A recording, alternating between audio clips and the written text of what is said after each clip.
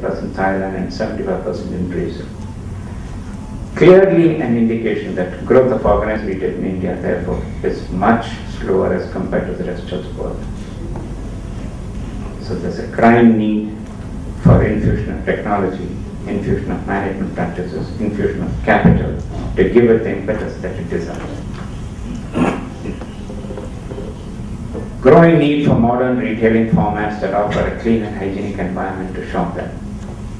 Each one of us has got an aspiration to go to a clean environment, and yet we have vegetable vendors. Not one of them, roadside vendors, has closed shop during all these years. 800 retail fresh Reliance opened in a matter of about 8 months across India, and we have not heard of a single vegetable vendor closing shop. It never happens, it will not happen either. Everybody will coexist. India is a land where bullock cart and jumbo can be parked next to one another, and both of them will coexist very peacefully. That's because the clientele is different. Not merely capital infusion, but more importantly, advanced knowledge of processes, technology and management would be accruing to the country. Look at what it can do to human capital. Enormous. FDI investments likely to encourage domestic investments also into the sector too. Today, why do we have two things like organized sector and modern? Modern are all those standalone stores which believe that, okay, they also need to modernize, they also need to do certain things, they also need to give a little importance to ambience and things like that. And all these things have already started. A recent survey showed that all the standalone retailers in and around big format retailers who have come into that particular locality, a survey was taken. 65% of them told that it has not impacted them, and they don't believe that it is going to impact them.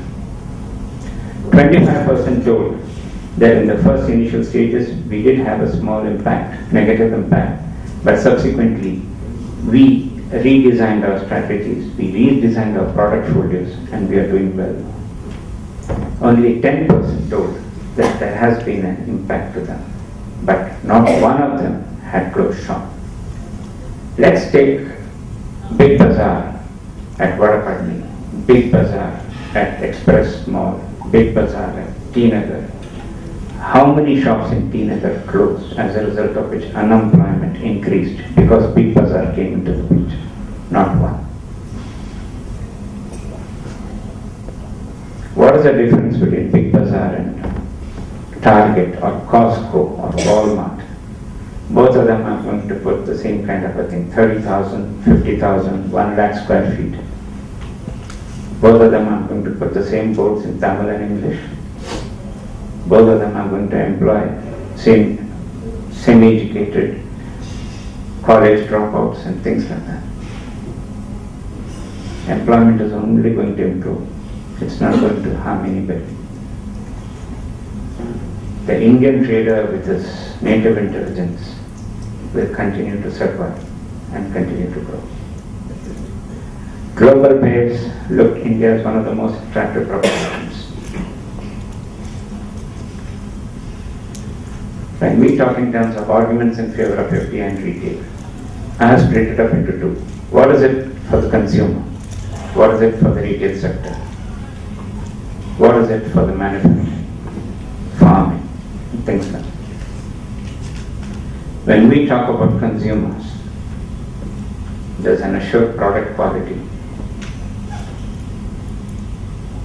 Anything from anywhere is not going to be better. What is going to be displayed is going to be a huge array of products with quality not in question at all. Obviously, that will be followed with improved service, enhanced shopping experience, exposure to much larger product basket. It is this which drives consumption. In Hindi, there is a saying, "Jo dikhta hai, wo bikta hai." What is seen will end up getting sold. When you have a huge array of products on display, you are giving a customer with a huge choice. You are tempting him with a huge choice. And it is that kind of a consumption which triggers retail. Prices certainly would go down because cost competitiveness ultimately would be the deciding factor. India is a country where majority of us are arbitrary seeking. We look for value propositions, so cost is going to be a very, very important factor.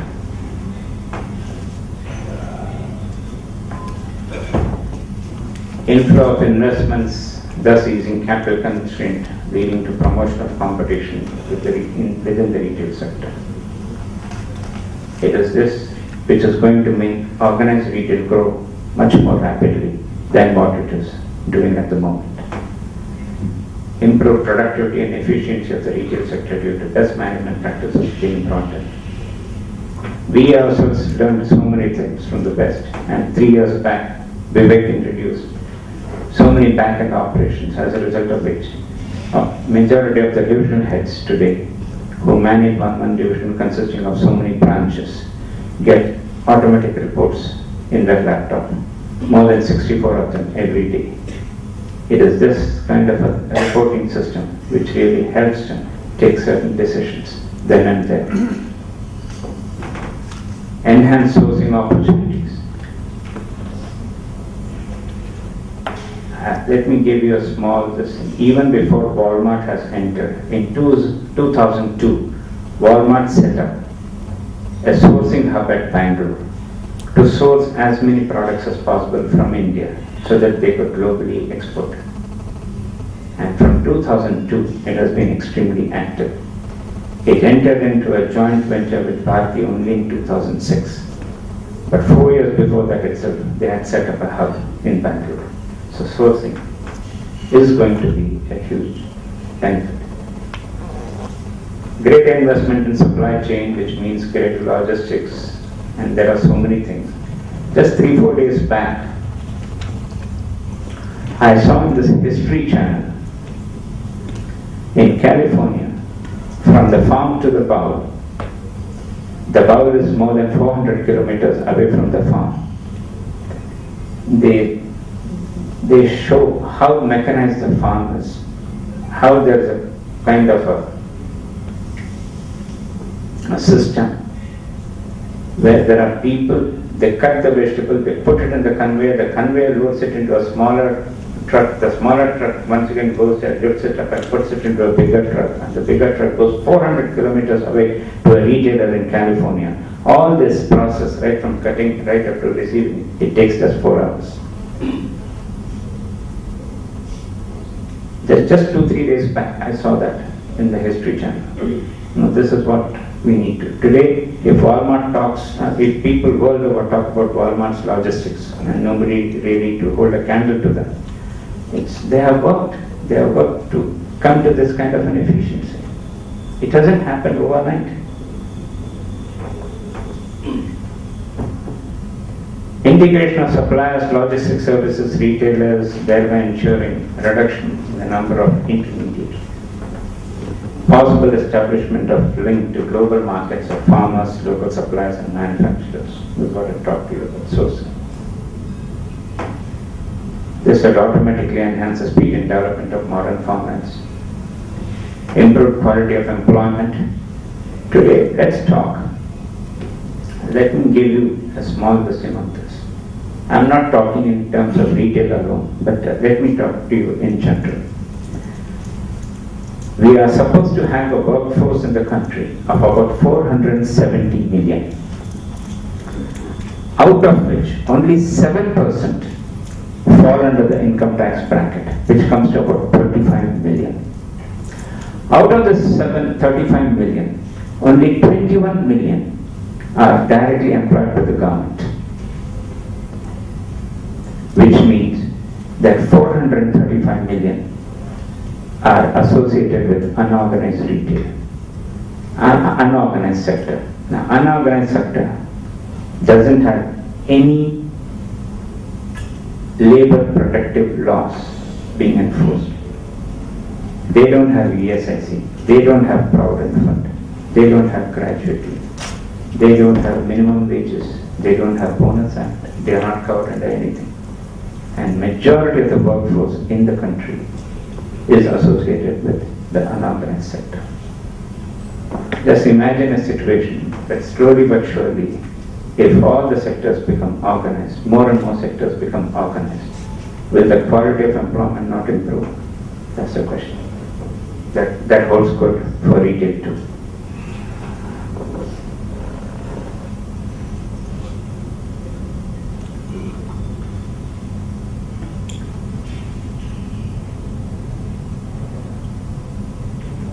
And lastly, we'll promote industries like logistics, cold storage, warehousing, etc. All these are industries which will start booming. Let me not go into the policy thing, because already today we have come out with that. It is fairly safe to assume that even without FDI, organized retail sector in India will grow rapidly. It has been growing. None of the big, I can assure you, none of the big organized retail chains entry into the country has ever stopped any of these, at least not in South India. I'm sure that must be true of elsewhere too. In fact, 2 days back I read Metro of Germany has set up its biggest cash and carry wholesale in a city in India, in Kanpur, Uttar Pradesh. Just 2 days back, that's the news. So nothing is going to stop. Indian retailers also have to wear a new look. For the Indian retailer, it's going to be a huge task of building cost competitiveness and see that he starts competing. For the Indian consumer, sky will be the limit. Thank you.